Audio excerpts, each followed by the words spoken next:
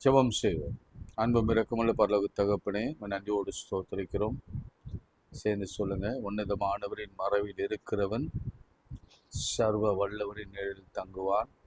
நான் கர்த்தரை நோக்கி, நீர் என் அடைக்கலம், என் கோட்டை, என் தேவன், நான் நம்பியிருக்கிறவர் என்று நான் சொல்வேன்.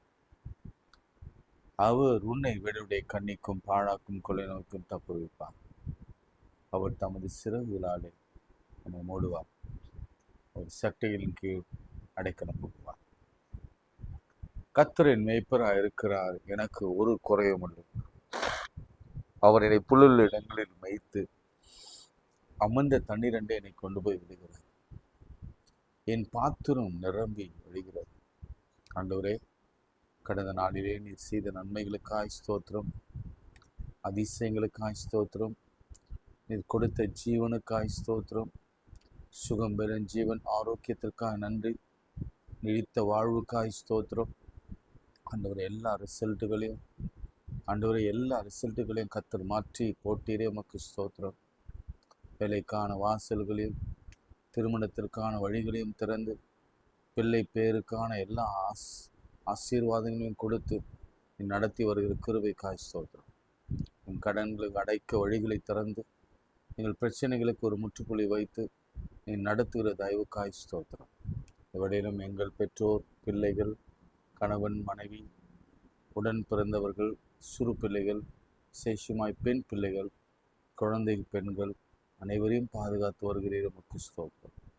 இந்த போல என்றும் கர்த்தர் அப்படி நடத்துவீரார். முதலாவது தேவனுடைய ராஜ்யத்தினுடைய நீதியும் தேடுங்கள், பிறகு இவையெல்லாம் உங்களுக்கு விசாரித்து கொடுக்கப்படும் என்று சொன்னீர்கள். நீர் எங்களை விசாரிக்கிறபடினாலே என் கவலையை எல்லாம் இடத்தில் வைத்து விடுகிறோம். இயேசுவின் நாமத்தில் செபிக்கிறோம் நல்ல பிதாவே, ஆமென். இரத்த கோட்டைக்குள்ளே நான் நுழைந்து விட்டேன், இனி எதுவும் அணுகாது. இந்த பாட்டை பாடலாம். இரத்த கோட்டைக்குள்ளே நான் நுழைந்து விட்டேன், இனி எதுவும் அணுகாது, எந்த தீங்கும் தீண்டாது. இரத்த கோட்டைக்குள்ளே நான் நுழைந்து விட்டேன், இனி எதுவும் அணுகாது, எந்த தீங்கும் தீண்டாது. நேசரின் இரத்தம் என் மேலே நெருங்காது சாத்தான், நேசரின் இரத்தம் என் மேலே நெருங்காது சாத்தான். பாசமாய் சிலுவையில் பலியானார், பாவத்தை வென்று விட்டார். பாசமாய் பலியானார், பாவத்தை வென்று விட்டார். இரத்த கோட்டைக்குள்ளே நான் நுழைந்து விட்டேன், இனி எதுவும் அணுகாது, எந்த தீங்கும் தீண்டாது. இம்மட்டும் உதவினை வினேசரே இனியும் காத்திடுவார். இம்மட்டும் உதவினை வினேசரே இனியும் காத்திடுவார். உலகிலே இருக்கும் அவனை விட என் தேவன் பெரியவரே. உலகில் இருக்கும் அவனை விட என் தேவன் பெரியவரே. இரத்த கோட்டைக்குள்ளே நான் நுழைந்து விட்டேன், இனி எதுவும் அணுகாது, எந்த தீங்கும் தீண்டாது. தேவனே ஒளியும் மீட்புமானார், யாருக்கு அஞ்சிடுவேன். தேவனே ஒளியும் மீட்புமானார், யாருக்கு அஞ்சிடுவேன். அவரே என் வாழ்வின் புகழானார், யாருக்கு பயப்படுவேன். அவரே என் வாழ்வில் பலனானார், யாருக்கு அஞ்சிடுவேன். இரத்த கோட்டைக்குள்ளே நான் நுழைந்து விட்டேன், இனி எதுவும் அணுகாது, எந்த தீங்கும் தீண்டாது. இரத்த கோட்டைக்குள்ளே நான் நுழைந்து விட்டேன், இனி எதுவும் அணுகாது, எந்த தீங்கும் தீண்டாது. கைகளை உயர்த்தி, ஆண்டவரே நிற்க பலன் இல்லை அப்பா, எங்கள் கண்கள் உண்மையை நோக்கி கொண்டிருக்கின்றன என்று யோசுவா ஜெபித்தது போல நாங்கள் ஜெபிக்கிறோம். சேக்கியா ஜெபித்த, ஆண்டவரே உமக்கு முன்பாக மன உத்தமமாய் நடந்து நீதி நடப்பித்தேனே, எனக்கு இவ்வளவு சீக்கிரத்தில் முடிவா வரணும் என்று கேட்ட பொழுது கர்த்தர் அவன் ஜெபத்தை கேட்டு பாதி முற்றத்துக்கு எசைய சென்ற பொழுதும் அவனை திரும்பி வர பண்ணி 15 ஆண்டுகள் கூட்டி கொடுத்தீரே, உமக்கு ஸ்தோத்திரம். ஆனால் யோபுவின் விசுவாசம் வேறு. நான் செத்தாலும் என் மீட்பரை நான் பார்ப்பேன், எனக்காக அதிசயங்களை செய்கிறவர், அற்புதங்களை செய்கிறவர், எண்ணற்ற அதிசயங்களை செய்கிறவர் என்று சொல்லுகிற அந்த விசுவாசம் எனக்கு தந்ததுக்காய் ஸ்தோத்திரம். யோபுவின் முன்னிலைமை காட்டிலும் அவன் பின்னிலைமை ஆசீர்வதித்த ஆண்டவர், எங்கள் முன்னிலைமை காட்டிலும் பின்னிலைமை ஆசீர்வதிப்பீரா. இன்னைக்கு பழையருக்கு எசேக்கியாவின் 15 ஆண்டுகள் ஆசீர்வாதமான ஆண்டுகள், அதிசயமான ஆண்டுகள் தொடங்குறதுக்காய் ஸ்தோத்திரம். அன்னாளுக்கு கடாட்சித்தை ஆண்டவர் ரூத்தையும் ஆண்டவரை நகோமியையும் ஆசீர்வதித்து ஏற்ற துணையையும் பிள்ளை பாக்கியத்தையும் கொடுத்து அந்த தேசத்திலே அதிபதியா அந்த வீட்டுக்கு எஜமானியாய் கர்த்தர் மாற்றினது போலவே கர்த்தர் மாற்றி கொடுப்பீரார். குழந்தை இல்லாத அநேகருக்கு கர்த்தர் குழந்தை பாக்கியத்தை, திருமணமாகாத அநேகருக்கு போவாசுகளையும் கொடுத்து, நல்ல ரெபேக்காலுக்கு நல்ல ஐசேக்கை கொடுத்து, நல்ல ஐசேக்குகளுக்கு நல்ல ரெபேக்காலை கொடுத்து நீர் ஆசீர்வதி. ஆண்டவரே, எங்கள் பிள்ளைகள் எல்லாம் கர்த்தரால் போதிக்கப்படட்டும், அவருடைய சமாதானம் பெரிதாயிருக்கட்டும். ஆண்டவரே, எங்கள் தேவைகளை சந்தி. ஆண்டவரே, அநேக பிரச்சனைகள் மத்தியிலே நாங்கள் வாழ்ந்து கொண்டிருக்கிறோம், அநேக வியாதிகள் மத்தியிலே வாழ்ந்து கொண்டிருக்கிறோம், அநேக பலவீனங்கள் மத்தியிலே வாழ்ந்து கொண்டிருக்கிறோம், அநேக கடன்கள் மத்தியிலே வாழ்ந்து கொண்டிருக்கிறோம், அநேக இழப்புகள் மத்தியிலே வாழ்ந்து கொண்டிருக்கிறோம், அநேக போலீஸ் கோர்ட் கேஸ் மத்தியிலே வாழ்ந்து கொண்டிருக்கிறோம். இயேசுவால் தான் இதற்கு ஒரு முற்றுப்புள்ளி வைக்க முடியும். என் இயேசுவால் எல்லாமாக கர்த்தர் உதவி செய்வீரார். இயேசுவின் நாமத்தில் ஜெபிக்கிறோம் நல்ல பிதாவே, ஆமென். பிரியமானவர்களே, நேற்று நாம யாக்கோபு குறித்து நாம் பார்த்தோம். அதுல முக்கியமான ஒரு செய்தியை திரும்ப ஒரு விஷயம் நான் உங்களுக்கு சொல்லிட்டு நம்ம தாவீதில் விட்ட சில காரியங்களை நாம் தொடர போவோம். ஏன்னா தாவீதை பற்றி பேச வேண்டியவைகள் இன்னும் ஆயிரமா இருக்கிறது. அவருடைய பாடல்கள்லாம் அவ்வளவு இனிமையான பாடல்கள், வாழ்க்கைக்கு மிகவும் ஏற்ற பாடல். சரி, ஓகே. யோசேப்பு பற்றி யாக்கோபை பற்றி நாம் பார்த்தோம்.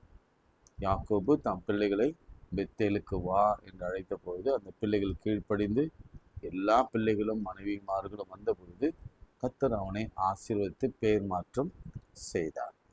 நேற்று அநேகருக்கு இது ஆசீர்வாதமாக இருந்திருக்கும் என்று நான் கர்த்தருக்குள் நம்புகிறேன். நம்ம டேவிட்டை குறித்து 2 வாரங்களுக்கு முன்பாக, போன வாரத்தில் 2-3 நாட்களாக நாம் பார்த்து கொண்டிருக்கிறோம். டேவிட் அண்ட் கோலியாட் அந்த நிகழ்ச்சியில முதலாவது ஒரு வித்தியாசமான ஒரு டிஃப்ரெண்ட் மனிதனை டேவிட்டை நாம் பார்க்கிறோம். டிஃப்ரெண்ட்டான ஒரு வாலிப பிள்ளையை நாம் பார்க்கிறோம். நம்முடைய பிள்ளைகள் கூட அப்படிதான் இருக்க வேண்டும். யாக்கோபின் பிள்ளைகள் மாதிரி இருக்கக்கூடாது. இங்கு ஈசாயின் பிள்ளை ஆகிய ஆபீதை போல நம் பிள்ளைகள் இருக்க வேண்டும். முதலாவது அவனுடைய ஆயத்தம், ப்ரிப்பரேஷன். 2வது அவனுடைய நோக்கம், பர்பஸ். 3வது அவனுடைய பார்ட்னர்ஷிப், யார் மீது அவன் நம்பிக்கை வைத்தான். 4வது இன்றைக்கு நாம பார்க்க போகிற ஒரு காரியம் என்னவென்று சொன்னால், அது ப்ராக்ரஸ். அதாவது தமிழில் ஒரு டிஃப்ரெண்டான ஒரு ஒரு ஒரு வித்தியாசமான ஒரு குவாலிட்டி என்னன்னா ப்ராக்ரஸ். அவன் வாழ்க்கையில எல்லாவற்றிலும் அவன் ப்ராக்ரஸ் இருந்தது. ப்ராக்ரஸ், முன்னேற்றம் இருந்தது. எதுலையுமே அவன் பின் சென்றதாக சரித்திரமே இல்லை. இன்றைக்கு நாம் கற்றுக்கொள்ள வேண்டிய இன்னொரு பாடம், நாம நம்முடைய கேரக்டரிஸ்டிக்ல இன்னொரு குவாலிட்டி எப்படி இருக்கணும்னா ப்ரோக்ரஸ் இருக்க வேண்டும். இன்னைக்கு ஒரு வித்தியாசமா ஆவியானவர் நம்மை நடத்த போகிறார். நாம எப்படி இருக்கிறோம்? நாம் இருந்த இடத்திலேயே இருக்கிறோமா, அல்லது கீழே இருக்கிறோமா, அல்லது மேலே வளர்ந்து கொண்டிருக்கிறோமா?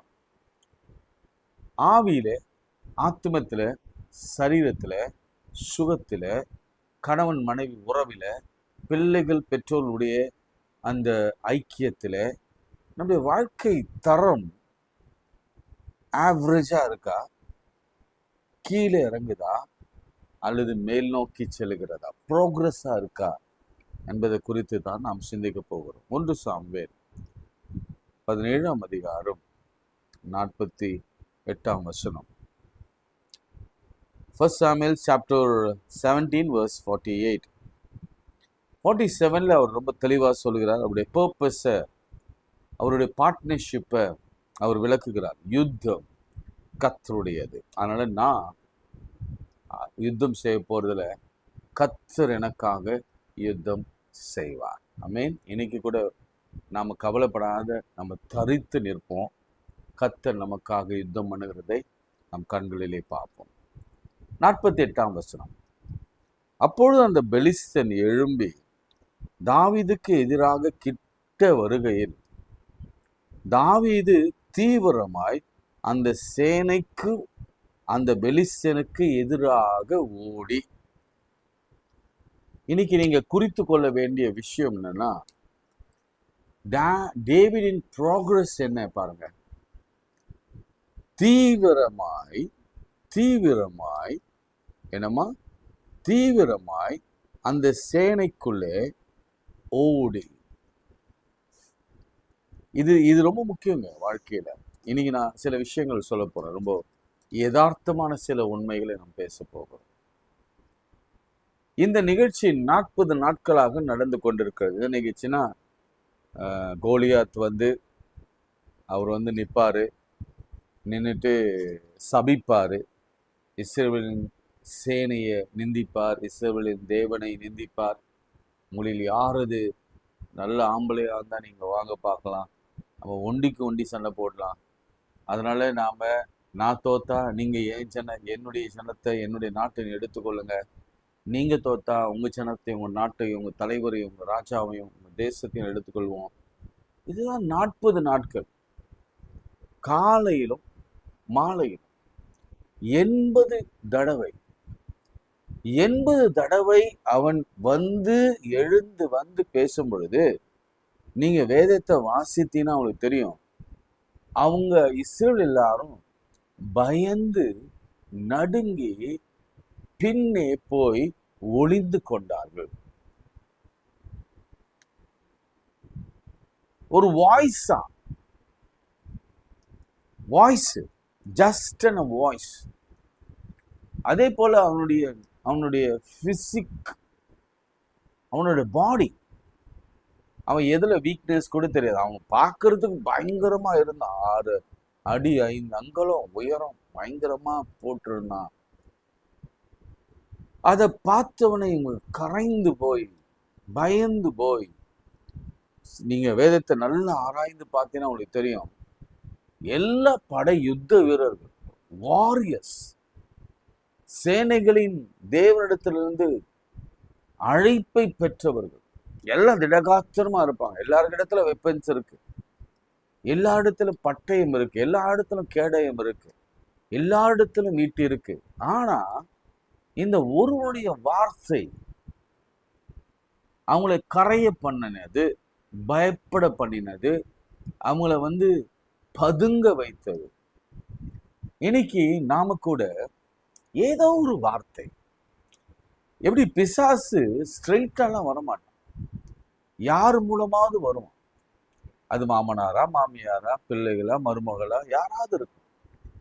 அவன் என்ன செய்வானா, சவுண்டு மாத்திரம் தான் விடுவான். மீதியெல்லாம் அவன் தோற்றம் மாத்திரம் விகாரமாக இருக்கும், ஆனா உள்ளுக்குள்ள ஒன்றும் இல்லை. ஆண்டவர் சிலுவையிலே அவனை நசுக்கி போட்டார். அவனுக்கு வல்லமையும் பலமும் எதுவும் கிடையாது. ஆனா நான் அந்த காலத்துக்கு சொல்றேன், நான் இந்த காலத்துக்கும் சேர்த்து நான் பேசுறேன்.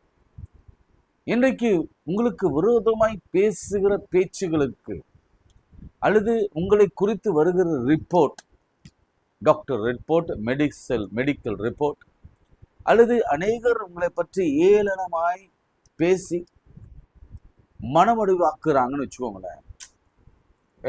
நிறைய நேரங்கள் நடக்கும்ல, என்னை பத்தி நிறைய பேசுவாங்க.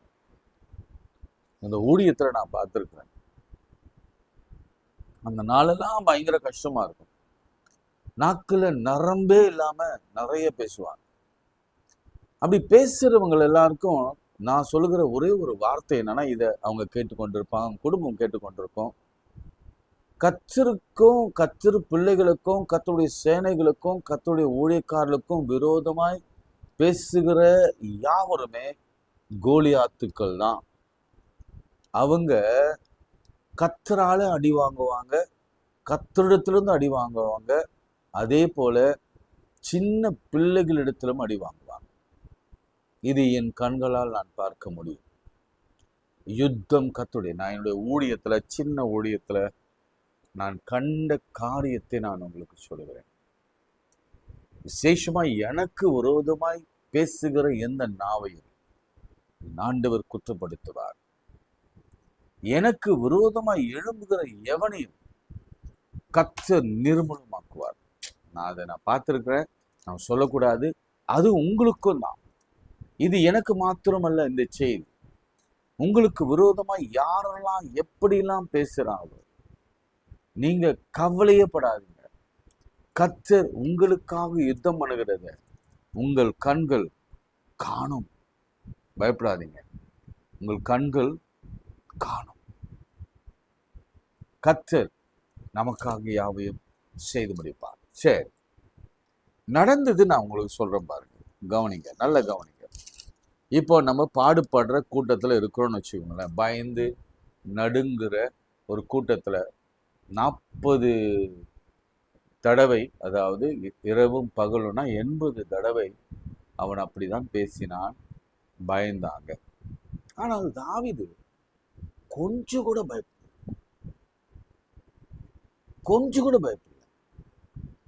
ஆண்டவருடைய வார்த்தையை சொல்லுகிறது வேதாகம் முழுமையிலும் கிட்டத்தட்ட இது சரியா இருக்குமா எனக்கு தெரியல. நானும் நிறைய படிச்சிருந்தாலும் கூட 365 தடவை இருக்கிறது என்று சொல்றாங்க.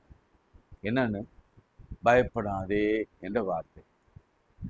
வருடம் முழுவதும் கர்த்தர் ஒவ்வொரு நாளும் சொல்ற வார்த்தை பயப்படாதே, பயப்படாதே. Fear not, don't be afraid. இன்றைக்கு ஆண்டவர் கொடுக்கிற ஒரு நல்ல செய்தி என்னன்னா, சிம்பிள் செய்தி தான்.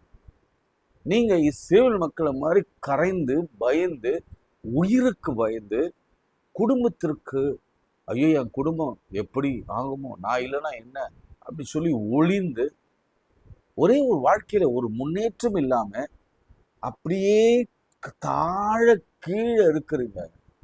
கர்த்தர் உங்களை பார்த்து தாவீதை மாதிரி என்ன சொல்றாரு தெரியுமா? தீவிரமாய் அந்த பெலிஸ்தனுக்கு எதிராக ஓடு,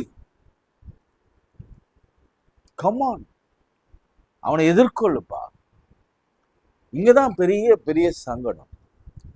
நமக்கு இருக்கிற பெரிய சங்கடம் இதுதான். அவனை எதிர்கொள்ள, பிசாசை எதிர்கொள்ள, நமக்கு விரோதமாய் எழும்புகிற எல்லாவற்றையும், அது வியாதியா இருக்கலாம், அது ஏச்சு பேச்சுக்களாக இருக்கலாம், அது தோல்வியாக இருக்கலாம், அது கடனாக இருக்கலாம், அது வேலை இன்மையாக இருக்கலாம், அது குழந்தை இன்மையாக இருக்கலாம், அது திருமணமாகாத காரியமாக இருக்கலாம். ஃபேஸ் பண்ண நம்ம முடியல. எல்லாம் படுத்து கிடக்கிறோம். என்னுடைய ஊழியத்தில் நிறைய முறை நான் நிறைய வீடுகளுக்கு செல்கிற பொழுது நான் பார்த்துருக்கிறேன். ஒரு பெரிய வேலையில் இருந்திருப்பாங்க, திடீர்னு அவங்களுக்கு ஓய்வு கொடுக்கப்பட்டிருக்கலாம். ஆனால் அதோடு உட்கார்ந்துருவாங்க, எழும்பவே மாட்டாங்க. நல்ல நல்ல திடகாத்திரமா இருப்பாங்க. ஒரு சின்ன முட்டி வலி அல்லது ஒரு சின்ன வயிற்று வலி அல்லது ஒரு சின்ன பிபி அல்லது ஒரு சின்ன சுகர், உடனே படுத்துருவாங்க. அவங்க எழும்ப பயப்படுவாங்க. எழும்பி போகவோ துணிவு அவர்களுக்கு இருக்காது என்று ஆவியானவர் ரொம்ப தெளிவா பேசுகிறார். பிள்ளைய அது யாரா இருக்கட்டும், எந்த வயதாக இருக்கட்டும், வாலிபனாக இருக்கட்டும், பெண்ணாக இருக்கட்டும், ஆணாக இருக்கட்டும், இல்ல ஆண்டவர் என்ன செய்ய, நீ முன்னேறி போ, ப்ரோக்ரஸ், முன்னேறு, பந்தய பொருளுக்கு ஓடணும். பவுல் அடிக்கடி சொல்வார், ஓடு, ஓட்ட பந்தயத்துல ஓடு. யாரு முன்னாடி போய் பந்தய பரிசை பெறுறாங்க என்பதல்ல, எத்தனை பேர் பந்தயத்துல கலந்து கொள்கிறார் என்பதுதான் கர்த்தர் பார்க்கிறார். ஓடு ஓடு ஓடு, தடை பண்ணாதே. உன் வாழ்க்கையிலே கூனி குறுகி உட்கார்ந்துராதே. Come on, run run. நீதிமான் ஓடி சுகமாய் தங்குவான். கர்த்தருடைய நாமம் பலத்த துருகம். நீதிமான் ஓடி சுகமாய் தங்குவான். ஆண்டவர் சொல்லுகிறார், நீங்க சத்துருக்கு எதிர்த்து நில்லுங்கள், பாவத்துக்கு எதிர்த்து நில்லுங்கள். Face your enemy. தைரியமா இருங்க, தைரியமா இருங்க. நீங்க உங்களுக்கு என்ன வியாதி வந்தாலும் சரி, என்ன பலவீனம் வந்தாலும் சரி, நீங்க ஹோப்ப, நம்பிக்கையும் தைரியத்தையும் விட்டு விடவே கூடாது. அது மலையே இடிந்து விழுந்தாலும் சரி, கணவன் உங்களை விட்டு ஓடி போனாலும் சரி, உங்க பிள்ளைகள் உங்களை விட்டு விலகி ஓடி போனாலும் சரி, வெளிநாடு போயிட்டாங்களா, உங்களுக்கு வேலையே கிடைக்காமல் போயினாலும் பரவாயில்ல, அந்த வேலை கிடைக்கலன்னா இன்னொரு வேலை, அல்லது வாழ்க்கையில திருமணமே ஆகலை அப்படின்னு நினைக்காதீங்க. நிச்சயம் ஆண்டவர் உங்களுக்காக வைத்திருக்கிற அந்த மணமகனையும் மணமகளையும் கொண்டு வர வரைக்கும் ஓடு, ரன். நீ நின்னுட்டினா பிசாசுக்கு அது பயங்கர சந்தோஷமாயிடும். தாவீது நிற்கல, எல்லாரும் பயந்து நடுங்கின பொழுது தாவீது ஓடினான். இப்போ ஆவியானவர் உங்களுக்கு என்னென்ன சொல்ல வர்றாரோ அதன்படி நீங்க செய்யுங்க. ஏன்னா கர்த்தர் பலத்தின் ஆவியை நமக்கு கொடுத்திருக்கிறார், பயத்தின் ஆவியை நமக்கு அவர் கொடுக்கவில்லை என்பதை நீங்க ஒருபோதும் மறந்து விடாதீங்க. அது மாத்திரமல்ல, இன்னொரு வசனத்தை நான் அடுத்த ஒரு குறிப்பு நான் உங்களுக்காக சொல்லி நான் ஜெபிக்க நான் கடமைப்பட்டிருக்கிறேன். சரிங்களா? இன்னொரு வித்தியாசத்தை நாம பார்க்கலாம். இன்னொரு வித்தியாசம் என்னன்னா, அவன் சவுலிடத்துல சொல்லும் பொழுது என்ன சொல்லுகிறான், ஐயா இந்த ட்ரெஸ் எல்லாம் போட எனக்கு அபியாசம் இல்லை, ஆனா என்னுடைய ஆடு மேய்க்கிற அந்த தொழிலில் ஒரு முறை கரடி வந்தது, இன்னொரு முறை சிங்கம் வந்தது, அதை நான் கொன்று போட்டேன். வாசிக்கிறேன் பாருங்க, 17ஆம் அதிகாரம் 34ஆம் வசனம். தாவீது சவுலை பார்த்து, உம்முடைய அடியார் என் தகப்பனை ஆடுகளை மேய்த்து கொண்டிருந்த போது ஒரு விசை ஒரு சிங்கமும் ஒரு விசை ஒரு கரடியும் வந்து மந்தையில் மேல் இருக்கிற ஒரு ஆட்டை பிடித்து கொண்டது, நான் அதை தொடர்ந்து போய். கவனிச்சிங்களா? அவன் கோலியாத்து மாத்திரம் தொடர்ந்து போல, இங்க கரடியும் சிங்கத்தையும் தொடர்ந்து போனான். அதன் வாய்க்கு தப்புவித்து அது என் மேல் பாய்ந்த போது, பாயும், சிங்கம் எவனை விழுங்கலாமே என்று கர்ஜித்து வகை தேடி காத்து கொண்டிருக்கிறான் பிசாசு. ஆமா காரியம். அதன் தாடியை பிடித்து அதை அடித்து கொண்டு போட்டேன். அந்த சிங்கத்தையும் அதனுடைய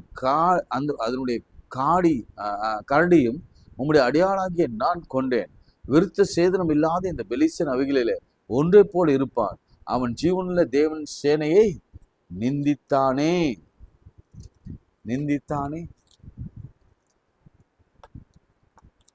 இத சவுல் இடத்துல சொல்ற.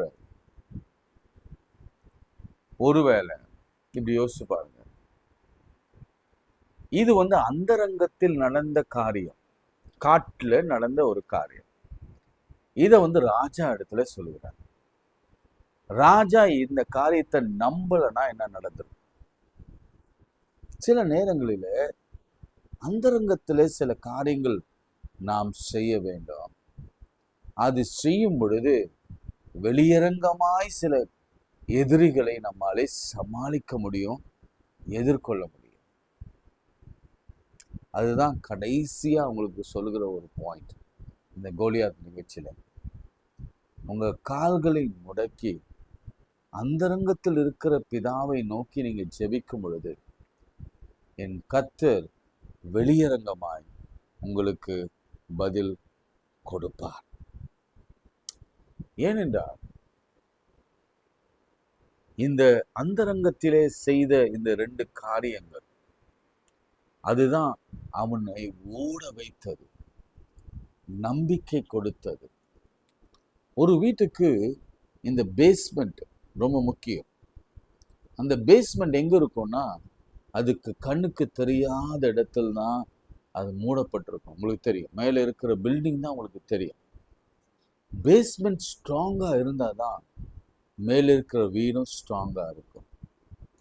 இங்கே தாவீது ஜெயித்தான் அப்படின்னு சொன்னார்.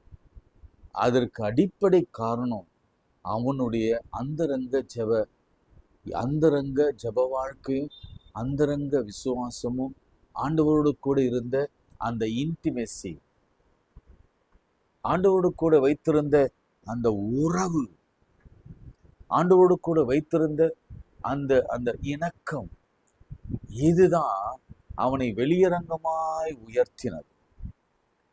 இந்த பேஸ்மெண்ட் ரொம்ப ஸ்ட்ராங்கா இருந்தானா எத்தனை கட்டிடம் வேணும்னாலும் கட்டி நாம எழுப்பலாம், எத்தனை மாடி வேணும்னாலும் கட்டி எழுப்பலாம்.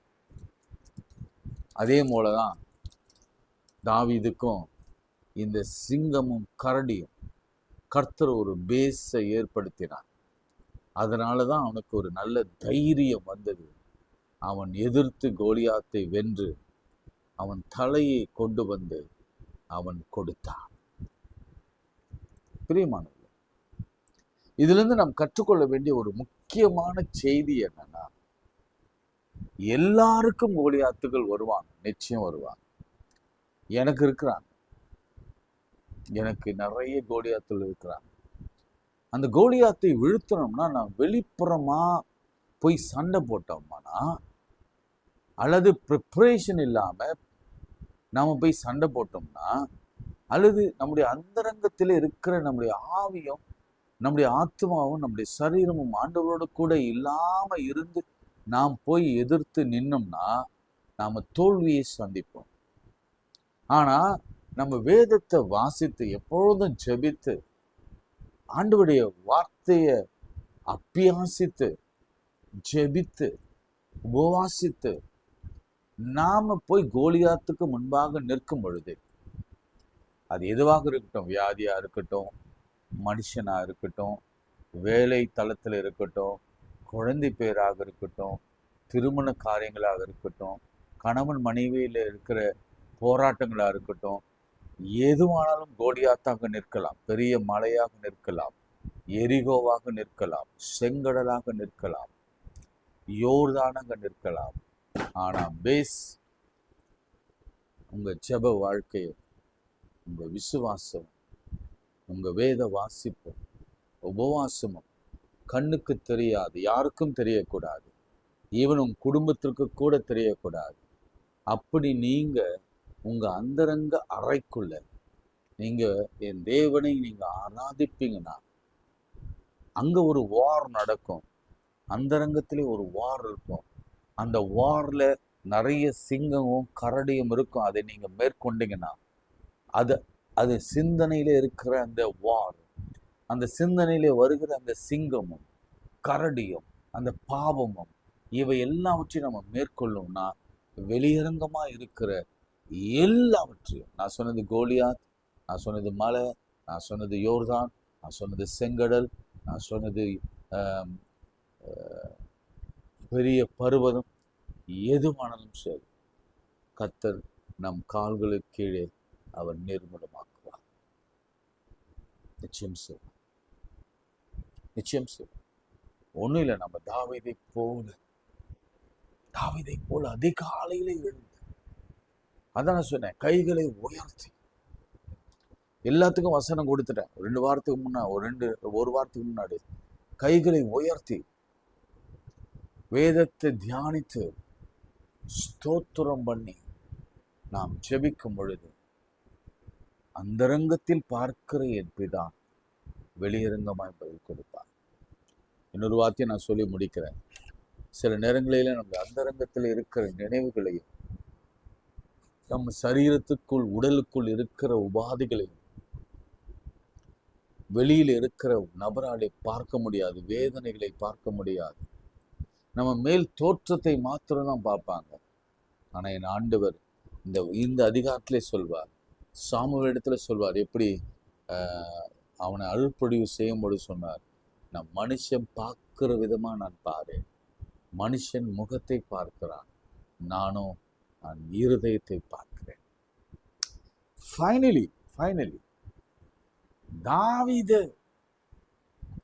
எப்படி தூக்கி வச்சாங்க தெரியுமா? தாவீது கொண்டது 1000, சவுல் கொண்டது 1000, தாவீது கொண்டது 16,000. தூக்கி வச்சு கொண்டார். நான் இன்னைக்கு உங்களுக்கு சொல்றேன், இந்த வார்த்தையை சொல்றேன், நீங்க சவுலை காட்டிலும் தாவீதை போல கொண்டாடப்படுவீர்கள். நான் கொண்டாடப்படுவேன். காலம் ரொம்ப சமீபமா இருக்கிறது. நம்ம எல்லாரும் கொண்டாடப்படுவோம். வெறும் சவுல் கொண்டது 1000 தான். ஆனா தாவீது கொண்டது 16,000 என்று எல்லாரும் போற்றும்படியா, தூக்கி வச்சு தலையில வச்சு கொண்டாடும்படியா கர்த்தர் செய்வார். எத்தனை பேருக்கு இதுல சந்தோஷம்? இந்த பேஸ் நல்லா இருந்ததுன்னா, ஃபவுண்டேஷன் நல்லா இருந்ததுன்னா, கர்த்தர் நம்ம மீதி உள்ள வாழ்க்கையை ஆசீர்வாதமாய் மாற்றுவார். ராஜாவாக மாற்றுவார், தீர்க்கதரிசியாய் மாற்றுவார், ப்ராஃபட்டாக மாற்றுவார், ஏன் ஆசாரியராக கூட மாற்றுவார்.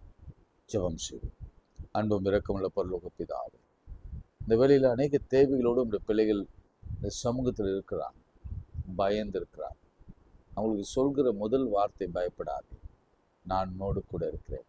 நான் தாவீதோடு சிறு வயதிலிருந்து இருந்தது போலவே, அவன் பால் மறந்து பால் குடிக்கிற பொழுது ஆரம்பித்து அவனை கரம் பிடிச்சு நடக்க பழகின என் ஆண்டவர், அதிலிருந்து அவன் ராஜாவாகி மறிக்கிற வரைக்கும் அவனோடு கூட இருந்த என் ஆண்டவர், சிநேகிதனாகிய என்று சொல்கிற அளவுக்கு, என் தாசனாகிய என்று சொல்கிற அளவுக்கு, எனக்கு பிரியமானவனே என்று சொல்கிற அளவுக்கு அவனை நேசித்த என் ஆண்டவர் எங்களையும் நேசிக்க போகிறாருக்கா ஸ்தோத்திரம்.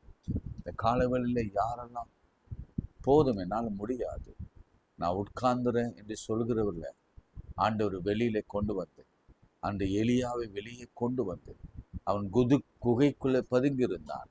அப்போ ஆண்டவர் சொன்னார், இங்கே உனக்கு என்ன வேலை, வெளியே வந்து கண்மலையிலே நில் என்றார். அப்படியே கர்த்தர் கண்மலையிலே நின்று நிற்க வைத்து நம்மை ஆசீர்வதிக்க, நம் பேரை மேன்மைப்படுத்த கர்த்தர் ஆயத்தமாயிருக்கிறார். முன்னேறு. ஸ்ட்ரகிள் இருக்கும், சக்சஸ் உனக்காக காத்திருக்கிறது.